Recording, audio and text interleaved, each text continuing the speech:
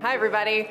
I'm Emily with the long last name that's tough to pronounce. I'm Emily Krisciunas. I have the great pleasure of being the executive director of Chicago Funders Together to End Homelessness.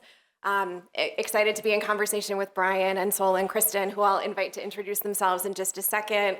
As I was preparing for today, I was remembering the first time I met you, Tracy, I think in 2016 or 17, and you brought a beautiful 3D model of a tiny home to meet with me when I worked in the mayor's office in City Hall, which leads me to believe that you always travel with a model in a tiny home, which is really exciting. So I'm so happy to be here. Thank you for the invitation to be in conversation with these incredible people. So, there have been a lot of questions throughout the day about cost, about funding. There's a great question from Michael Banghart this morning about what does it take not just to build tiny homes, but also to operate them, to sustain them? How do those costs compare to funding other forms of affordable housing? And we have the best three people to help respond to that question and more. Just a quick note on Chicago Funders Together to End Homelessness. We do a lot of public-private partnership. We're so lucky to get to work closely with Chief Sandy Soto in the mayor's office and Chief Haley at the state level, because we recognize that philanthropy is often able to be more flexible, more nimble, more responsive than government can. And so part of my own entry into this conversation about tiny homes is thinking about how do public and private sources of funding get braided for this kind of innovative housing approach. I'm so excited to get into all of that and more. So we're going to start with some quick introductions. Maybe, Bryan, we start with you and work our way down. A little bit about who you are and what you do. And as a throwback to the first summit in 2016, just a quick note about what you were doing in 2016 and how it relates to the work you're doing today. Great. Well, good afternoon, everybody. My name is Bryan Esenberg. I am the director for real estate and neighborhood housing services. We focus on home ownership in low-income communities, and we both rehab and build new housing. And so in 2016, I actually worked for the city of Chicago, and I had the pleasure of being brought into a room where they said, okay, figure out how to fund this tiny home thing. And there was a resolution at the time, which was, we want to build uninsulated, unelectrified shacks as tiny homes, and we want to do that now. I was like, whoa. So that was 2016. Hi, everyone. My name is Sol Flores. I'm the CEO. We have a new name of Knight Impact Partners, formerly known as the Knight Family Foundation. And in 2016, I was the executive director of La Casa Norte, and I was one of the judges for the tiny home design competition, representing an organization that was serving young people and families experiencing homelessness. Good afternoon. I'm Kristin Faust. I'm the executive director of the Illinois Housing Development Authority. We are your state's financier of affordable housing, both rental and home ownership. And I'm really happy to be here today. A lot of energy in the room. And in 2016, I was the executive director of Neighborhood Housing Services of Chicago. And we were having a design competition to see if we could build a single family house of, I think it was 1,400 to 1,600 square feet for less than $250,000. And we had 3 beautiful homes as the winners of that design competition, none of which got built, all because when the architects and the planning and the zoning and the contractors and the costs all came together, they were all much more than 250. But that effort and that drive to figure out how we create more housing, quality housing, different size housing for the needs of ourselves and our neighbors just continues on. So lots of good tiny homes, full circle moments for all of us 8 years later. So Bryan, I wanted to start with you. Over lunch, I think many of us had an opportunity to go see the model. I was in there when someone asked him how much that particular model of tiny homes cost.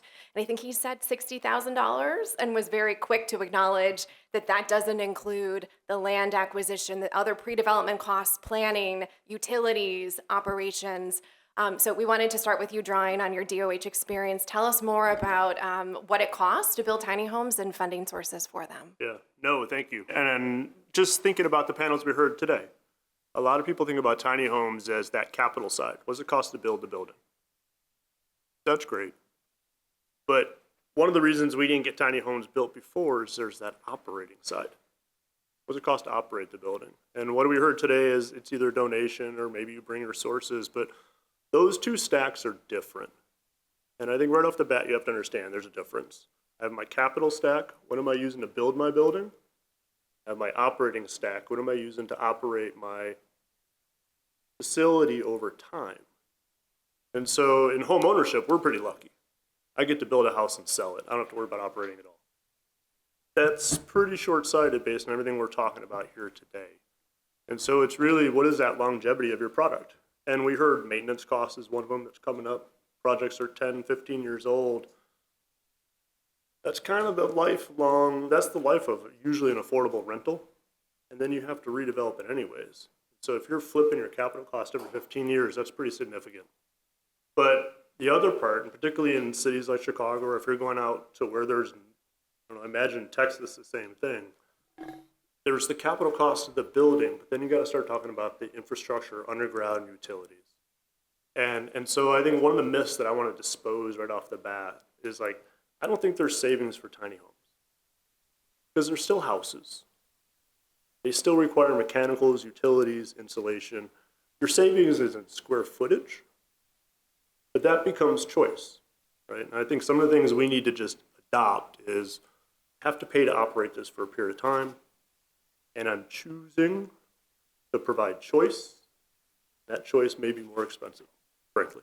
Bryan, Kristin, I'm curious what else you might add from your perspective at IDHA. At IDHA, we do a funding round every year for something called permanent supportive housing. And so we've already committed and approved funding for 3 different tiny homes projects across the state of Illinois, none of them in Chicago. And none of them, they're in Urbana, Rock Island, and Springfield. None of them have closed yet, meaning the construction hasn't started. But I would say in the next 18 months, these projects should probably be well underway, if not, finished.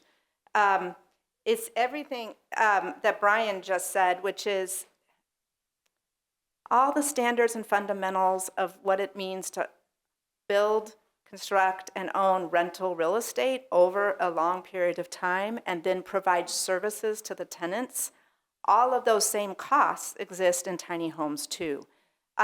So, for example, if you want some numbers, we expect it to cost between $5,500 and $7,500 a unit per year to operate the buildings.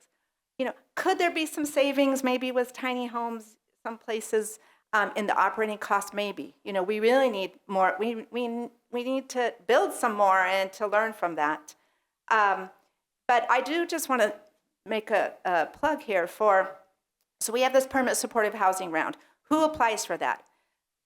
Developers of affordable housing in conjunction with social service partners. Because to get our funding to build PSH, you have to have both the real estate development expertise and you have to show that you're going to bring services that meet the needs of whatever your targeted population is. Of the 2 of the developments I talked about are both geared towards vets, but vets who are experiencing homelessness. And then one is for medically fragile folks that are also experiencing homelessness. But we have funding, it's once a year. We're always oversubscribed like 3 to 1. But we also are running something pretty cool called the Supportive Housing Institute, which is being run by Corporation for Supportive Housing. You can go on the IDA website or the CSH website. And the idea is that you go through the Institute to learn whether your organization might want to help own and develop real estate, or whether you just want to be the social service provider or somehow otherwise involved in this. But the idea is to give organizations that don't have a lot of expertise a hands-on opportunity to learn about this development process, which isn't simple, but is doable. Sol can talk about that. You did it. Well, I think that it is a great tee up to what we wanted to turn to Sol about. I think probably many of us in the room are familiar with your leadership and your legacy with La Casa Norte, and wanted to talk about that experience of at least the effort to plan a tiny homes project, and reflecting on that experience, what sticks with you, what did you learn, what advice would you give another agency who's thinking about experimenting with this type of housing? Yeah, well, so the first thing I want to say is a shout out to the Supportive Housing Institute. I participated in that institute with the Corporation for Supportive Housing with my senior team. So if there are organizations in the room that are interested or thinking, even if it's your church group or your block club, or I highly, highly encourage you to go through that process. It was very helpful for us in determining how we would move forward. And in fact, we decided we did want to move forward as the developer because we wanted to actually own and be able to leverage the asset. That's not necessarily the best fit for every nonprofit organization, and you can make that decision based on your own. But what I think I also hear Kristin saying is the importance of thinking about innovative partnerships. And so there are a number of nonprofit-focused developers. In fact, Kristin didn't say this, but I want to give her a shout out. Under her leadership, she has helped to launch the first ever BIPOC emerging nonprofit developer training institute. I'm sure those aren't all the right words, in the state of Illinois, but it's essentially thinking about this next generation of BIPOC led and served nonprofit developers who are interested in doing affordable housing. So it's people that look like me in communities that have people that look like me. And I think that's really important as we're thinking about solving for this. I'll just say quickly, I think just to answer your question, is back in 2017, 2018, La Casa Norte did try to plan for a tiny homes village in Englewood, and everything that we heard today still stands true, and those were the experiences that we had. First and foremost, community engagement. No matter where you're planning to do any type of affordable housing, as we know, this is a learned lesson. So you have to put on your organizer hat, and you can't assume everyone thinks like you. We experienced NIMBYism in this community. And I mean, I can be very frank and candid. Some of the responses I got were you're going to bring immigrants and Latinos here. And that's because I showed up with a Spanish surname, and I represented an organization that it has a Spanish name, La Casa Norte. And we quickly helped to dispel that by showing data and showing information that the reason why we chose Englewood is because almost 40% of the youth that we were serving had originated and had grown up in the Englewood community. And at that time, the Englewood and surrounding communities had little to no services for homeless youth. And so there's obviously a way that we can engage community, and I think it's really still important to do that. I'm really inspired by the current administrations of Governor Pritzker in Director Faust, but also in the city commissioners that were up here. We have to have so much change in regulatory reform in order to make this. And I know we're going to get into this question, but one other thing I do want to just mention is what Bryan is saying. There are two halves to this. And so back in 2018, our proposed total development cost for 16 units was $1.7 million. And understanding that almost half of that was for the construction of a community center space because we were serving youth. So we needed to have additional usage, additional space beyond the actual dwelling unit. So some of the, well, I know we'll get into more operating costs later. Bryan, I wanted to bring you back in. When we were doing our prep call, I'll admit that you used a phrase that I then Googled afterwards, which is gentle density. It makes me also think about NECA's comments over lunch about missing middle housing. And I am wondering if you could talk a little bit more about how you see tiny homes as a vehicle for gentle density, missing middle housing, especially in higher income parts of Chicago, and any specific examples from your work. Yeah, no, thank you for that. The gentle density is a term that the Department of Housing has been using for the ADU initiative. And in many ways, I really want to point to what Ryan's been credited for and what the city's been saying is rightfully that tiny homes are not new for the city of Chicago. They've been here. They're called coach houses. And what we're talking about now is how do you take that out of the backyard, put a few of them together, and see if that's new. It's not new. We've been doing this. matter of fact, I went to a talk the other night, and it was innovative housing in Japan over the last 9 decades. And the first house post-war Japan that was built essentially was a 500 square foot single family home that looks very much like the home that Tim's designed. You know, and so for a lot of us, it's innovation because we haven't seen it before, but the reality is it's been here, it fits here, so let's just re-embrace how it fits here. And so that gentle density also gets to the fact that, you know, people in our city, there's a lot of NIMBYism around affordability.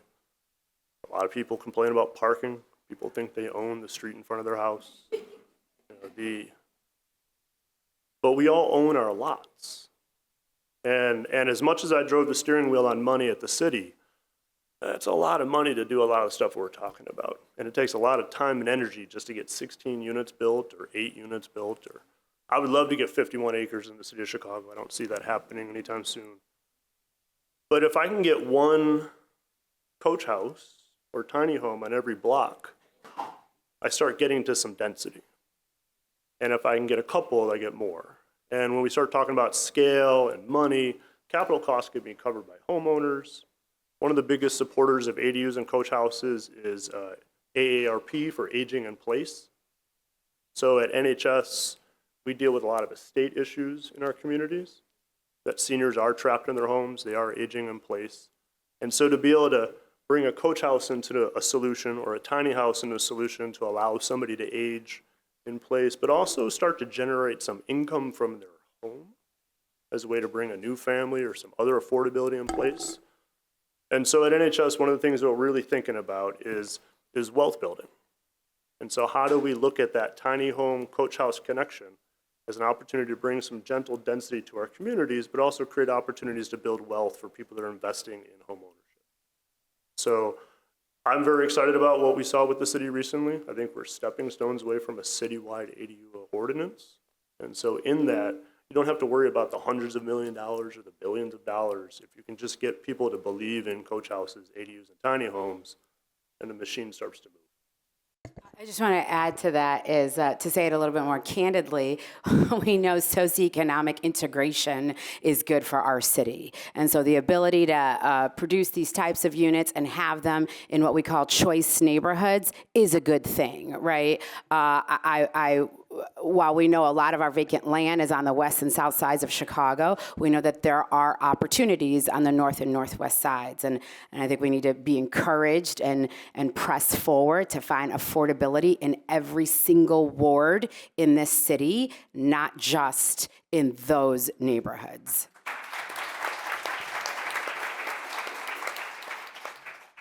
Every single city in the state. Yes. Bryan, you mentioned, and I feel like we've heard throughout the day when you talked about older adults and this concept of aging in place, and I feel like, you know, we heard Tracy say it in opening remarks and heard it on a number of panels today about how tiny homes can be applied to so many different populations, communities that would value living in community with each other, whether it's older adults, survivors, young people, parenting young people. And so, Kristin, maybe we could start with you, but Sol and Bryan, if you have perspective, we'd value this too. How do you think about costs differing and funding sources differing when we're thinking about applying the tiny homes model to other populations? It's a good question. So if it's rental, if you're going to build a little community of tiny homes and they're owned by one owner, whether, you know, maybe it's a nonprofit developer and who's providing some services for folks living in those tiny homes, then there is, like I said, there's a standard kind of funding round, as we call it, and for what we call permanent supportive housing. Those, when you put the money together for those, though, it's that lasagna financing. As people heard of the layered cake, the lasagna model of financing housing, you end up with a lot of different sources of money, and you're trying to braid them all together to get to your total project costs. In the 3 developments that we're financing now across the state, the average cost per unit runs between $295,000 and $395,000 per unit. That's the same cost that we're spending when somebody builds a 48-unit apartment building which and has a bunch of apartments inside, and might be on less land, but it's the same cost. So to Bryan's point, we're not seeing that being any cheaper. But I think holding Bryan's point up also, and Sol's, we need every tool in the toolbox to address housing needs. And I think tiny homes have some challenges, but also is a great opportunity. The challenge is we haven't been able to get them cheaper. We need to get them cheaper. I also think we really have to identify the target populations, which it sounds like there was some conversation about. Because somebody who's coming out of addiction and is in a community with fellow folks that are coming out of addiction and needs 24/7 kind of guidance and counseling in the community, like the one I know about that I help finance out in Sacramento, California, that's different than an elder who had a big house and now would be really happy living in an 800 square foot house. That would just be just enough space for them for the rest of their lives. And then that's different, than another population, maybe somebody formerly homeless who really just wants a tiny house as a stepping stone to another type of housing. And I think we have to think about that and understand that. So we need some tiny homes for sale, and then we need some tiny homes for rent. Yeah, so Sol, I wonder if you could keep building off of that. I'm thinking about the experience that you bring to this dialogue, both from the governor's office, now from philanthropy, how you think about public and private dollars working together in the layer cake lasagna analogy that Kristin shared. Yeah, well, so I'm here today because my partners and trustees who are over here, I want to just acknowledge them, Becky and Lester Knight, we believe in innovative solutions and we believe in the conversation. And so we wanted to be here today helping to sponsor and support Kim and Tracy in this effort to have the conversation and to convene. So that's just the first thing I want to say. It's important to sit and talk and continue to press it. Okay, what do I have to say about this? One other interest about tiny homes, speed to market. At the same time that we were trying to build a tiny homes village in Englewood, it had taken us 5 years to build 24 units of PSH in Humboldt Park. So the fact that you can bring, although it's a much more expensive product, you can bring it to market quickly is a good thing, because as the gentleman said this morning, there's people dying every day on the streets. And so speed to market is a huge lift. The other thing is, I'm looking at my colleagues in the room. There is so much I'm not going to offend, great experience and knowledge. We have leaders and providers in this room, in this city, who know how to work alongside people experiencing homelessness. We have consumers, people with lived experience at the table sharing their knowledge about their wants and needs to thrive. So I have complete trust that the nonprofit network of providers that we have in Chicago, whether they're dealing with youth, people with disabilities, people in recovery, vets, single moms with children, whatever is the subsector, there is a very strong fabric of organizations in this city that have the knowledge and expertise to do it. So I want to just say that because we know how to do it. And I think, I'm brand new to philanthropy. I've been here 6 months, but I've been proximate to it for 22 years. And at Night Impact Partners, we don't want to be those people who don't trust our nonprofit partners. And so, what I'll say about this is I think that the philanthropic community is moving. There is a very, very positive trend. The fact that Emily is sitting here as a professional paid staff member with another professional paid staff member at something called Chicago Funders to End Homelessness together says a really big deal. So the philanthropic sector is moving, is changing in Chicago. I think we're looking at direct service along with root causes. And so again, the fact that we can be here, that we can press, and we're interested in understanding how we can help influence city and state to perhaps change policies or program rules that will make this type of development more feasible, all the way to understanding what what that service dollar mix needs to be like. I think the other challenge that I'm bringing to my new colleagues in philanthropy is how we can better partner with this city and state as the largest funder in the room. Let's be clear, private philanthropy is not the largest funder. They never will be. Some of them act like they are. They are not. They are not. The largest funder is this person here and anyone else who works for the city and state. And so our challenge and my challenge is, how do we bring philanthropy along? How do we help fill in the gaps where we know the city and state cannot? How can philanthropy's done a good job of this, I think, in the city, but we have to do more. How can we also help to bring pilots to scale, which then government can fund? Government likes that. And there will be things that government can never do. So let's stop believing the pipe dream and understanding there'll be things that they can never do, like CFTH is doing today. So CFTH has been able to quickly fund homeless office serving positions in the city and state that the city and state could not bring to market quickly. So those are things that private philanthropy is doing, and we need to continue to press to do those things, along with all the operation service dollars that tiny homes would also need.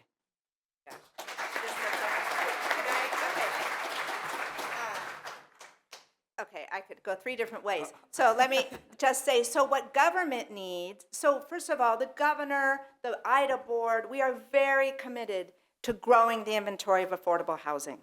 It's 24/7. I went to go visit my daughter in Scotland over Christmas, and I'm walking through a tiny home because they had on their green for their Christmas fair a home that you could walk through on the grass. And I talked to him. It was lovely. It was $80,000 they were building it for, and they already had one village up, and they were working on raising money for the second village. But I'm just saying that we're thinking about housing all the time at IDHA and in this administration. But we are trying to be innovative, and our staff is looking at, can we reduce some of our construction requirements? What could we do to help make this more affordable? And but we need what you all are doing today. We need you to also do that thinking and do those pilots or a sample or a walk through the house that I didn't get to, but I will. And then bring us that data. Bring us the information. Show us what you think can work or what you know can work, and then we can take it to a bigger scale. So I just want to encourage you to please do come. Email kfaust@idha.org. It's IHDA. Send us information. Send us your ideas. We're open to talk. I've got a great staff. Now, I also want to say something else. And it's not that I'm trying to throw up. I'm a can-do person. But we live in the United States of America where local communities have local zoning and local building codes. And Illinois is steeped in that. And part of this is winning over the hearts and souls of the neighbors, whether they're in Inglewood or whether they're in Winnetka, and so, or right in the South Loop where I live. So there's a lot of education that we also have to do. I appreciate that a lot, and I jotted down a question to add to the agenda that wasn't part of our prep, but I'm going to ask it anyway because it's related to what you just said. I feel like throughout today, we've heard from particularly our colleagues from peer cities talk about the community challenges of trying to create more opportunities for affordable housing. And I'm thinking about all of the ways in which, as funders in different forms, funding often, for better or worse, it connotes power and power in terms of partnership with local alder people, power from a policy perspective, power from a community engagement and narrative perspective. And so I'm curious, maybe Bryan or Kristin, or frankly, Sol, at all three of you, perspectives on the role or responsibility of funders supporting projects like this. What can they do to support the community engagement, Kristin, that you're describing, the community education? Where do you see opportunities for funders to play a role in that, if you do? I mean, to some degree, this is the constant challenge with affordability in general, right? You say affordable housing and people kind of shut off, and so when you say homelessness, it's just going to get worse. And yes, I think there's a role for all of us, but philanthropy is that people are kind of putting money on the table that is not necessarily governed by restriction. I think the government sources, we have to talk about stuff in certain ways, we have to do certain things, but I think philanthropy gives you that line to do it differently. And all of this ultimately is organizing. And so whether or not you want to solve homelessness by starting with seniors or starting with vets, it's just essentially an organizing tactic that I think agreement between whoever's affected and the philanthropists really need to attack, because people are mean in the city. Yeah, Bryan said it well. I mean, it's definitely about organizing. I learned very quickly when I was 1 year 6 months as an executive director. The good folks in Humboldt Park taught me who's going to control the microphone in the room. Like, that was the number one lesson I got as from an organizer. Who controls who gets to hold the microphone when you go to a community meeting and you're organizing a community meeting? So I would say that, like, on the private philanthropy side, important to both be able to fund direct service programs, but then look upstream and understand how that work gets done. So the fact that opportunity to support organizing, which also lends itself to supporting leadership and capacity building development, right? Organizations can't be expected to do this on the weekends and during their Christmas holiday break. They have to actually have staff and go to training and do those types of things. And then I think the other thing is philanthropy should be thinking about it from an innovative perspective. Why aren't we using all the tools and as much flexible general operating dollars to get those messages across? How are we using technology, right? I mean, Bryan, was kind of cold. He said people are mean. I'm a half glass full person, and I'm going to say namaste, that the God in me sees the God in you. And I'm a person today that's very clear that we have a polarized nation. And so how do we connect on our shared values? And I think philanthropy can fund opportunities for convening and conversation that land on shared values and go from there, as opposed to asking you, Nancy, to give something up and me, Sol, to give something up. Instead, let's have a conversation and bridge to what we both believe in. And I don't think that's Pollyannish. I think there's real examples of communities across this country doing that type of work. At the state level, we fund Sticks and Bricks, and we can fund some technical assistance, like you heard, through the SHE, the Supportive Housing Institute, and Next Gen, the program that Sol talked about. So TA, but organizing is that. So we do need to lean on other sources, philanthropy, et cetera, to fund that piece. But am I thinking about going on like a 12-month speaking tour across the state and creating some really cool, speech with all these visuals about, this is not them, this is your Uncle Billy, this is your sister, this is your friend that you grew up with and hadn't seen in 20 years, and oh, did you know this is what they're going through? We have got, I'm a glass half full person too, but we have got to connect people with the fact that this is our community, this is us, we're doing this for us. I also want to say that there's something, when we talk about tiny homes, and it's like, I think that it catches people's eyes because they're cute, maybe. And I'm trying to think about that underneath that, and I think there is something about that sense of community, maybe, that's created by a group of tiny homes, that we really do have a yearning for that sense of community. And if we could tap at that inside of people, some of them are pretty defended, but, and I know not all, you could have an individual tiny home too, but I'm just trying to get at why they catch our eyes so much, and then I still want to challenge you all to figure out how to make them cheaper. Okay, that's fine. I just want to, I know that a lot of Chicago Funders Together members are in the room, and so I just want to acknowledge and thank your partnership. I think that as one example of what Sol was describing, we launched a pooled fund a couple of years ago that's called the Housing Justice Fund.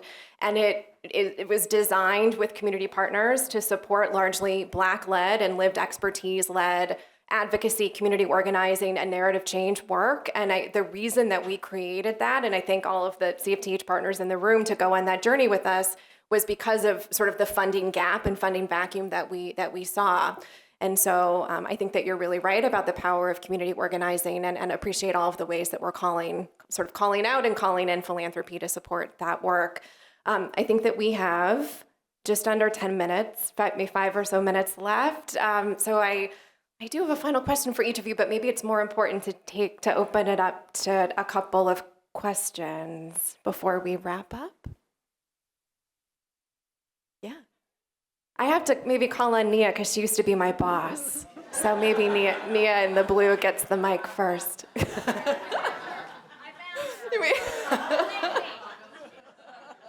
Everyone loves Nia. I found her a long time ago, everybody. You're welcome. Thank you, Nia. That's right. This conversation about what I think we need to name as pre-development cost, this community organizing, the attending, this supportive housing, education, those are pre-development costs. My name is Nia Tavalaris. I'm with an organization in Evanston called Connections for the Homeless. We just bought a hotel that we're using as a shelter. It's amazing. And it almost took us down. So I just want to emphasize for other service providers in the room who might be thinking about kind of like stepping into this space, and for funding partners, that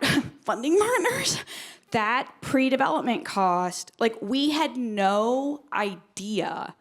We're in Evanston, okay? We've been there for 40 years. We had been operating this hotel for 2 years. We weren't even changing our zoning criteria. We weren't even moving the type of zoning it was. This should not have cost us $1.5 million in legal fees. That is a lot of money. That's a lot of money. And so I just think that this pre-development idea, when we talk about funding tiny home projects or any kind of affordable housing projects, we have to be really realistic about the money and the energy it takes to do it. And Sol, I appreciate you saying that. This is really where private philanthropy has to step in a way that we didn't even know what we were getting into, but it was capacity at our organization that allowed us to do it. So thank you. Amen. Yeah, I would just echo, my colleague Kathy and I on the Chicago Funders Together team have been meeting with all of the incredible organizations that are finalists for the City of Chicago's DOH non-congregate shelter effort that are going through really similar processes to what Nia described, where they're working to acquire hotel and motel properties. And that we've heard that story over and over and over about the environmental impact studies, about zoning attorneys, about the $1 million that organizations that are already strapped for cash are having to outlay before they can even acquire the building. So I think it's really important. I feel like maybe we have time for one more. Hey everyone, so Tracy invited me to be here as a photographer. My name is Christopher I. Brown. I do a lot of photography and community work in the community. So first of all, shout out to y'all for even bringing up Inglewood. I've been living in Inglewood for about 5+ years now.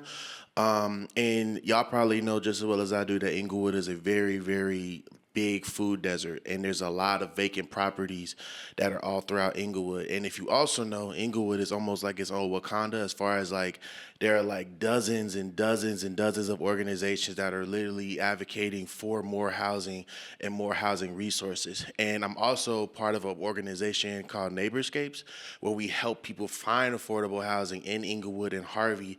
And we also help people go through the process in a 3-year time period of actually buying and owning the property. So, and I think y'all already spoke on as far as the type of criteria of people that can move in. The criteria of people we try to have move in, we try to make sure that people have a job, or they've had access to some type of program that helps you get into a job or something like that.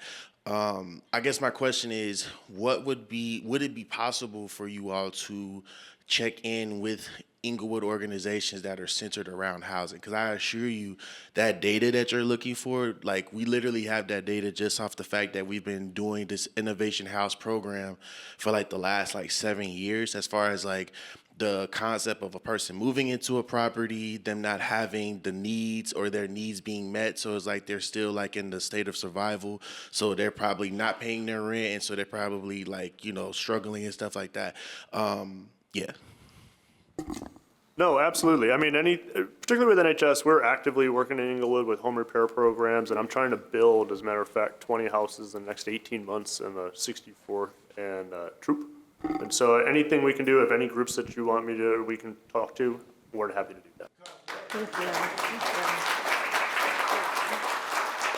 you. Can we get Michael's question as a closeout so I don't have to slink back to that table? Yes. So I wanted to recognize and say thank you for pointing out that we can't always think about this new model as being a huge cost savings, because we do have all these expenses and we do have the two stacks we need to think about. But I'm wondering if anyone has thought about doing tiny homes with more multi-unit mixed income housing, and whether that's been a model, I think, for the open lots that we have, whether that's been a model people have thought about? Nadia's in the room now, and I had the pleasure of reviewing LIHTC applications for a number of years for the city of Chicago. And one of the applications, as a matter of fact, was a service provider was going to have a LIHTC property, and they had a lot of ground, and they were going to put an ancillary tiny home community that was more for independent living next door. And so that type of like hybrid relationship, I think, is actually one of the more feasible ways to getting to reducing your operating costs. Because as you know, if I have 16 units in Inglewood as an example, and I need to staff it full time, that's $150,000 a year just right there. But if I've got a building next door that has ancillary services or something, I can bring those things together. I think it is one way we may be able to start moving this forward. All right. Bryan, Sol, Kristin, thank you so much. We really appreciate the conversation. Thanks for the invitation to be up here and talk about funding with all of you. Thank you.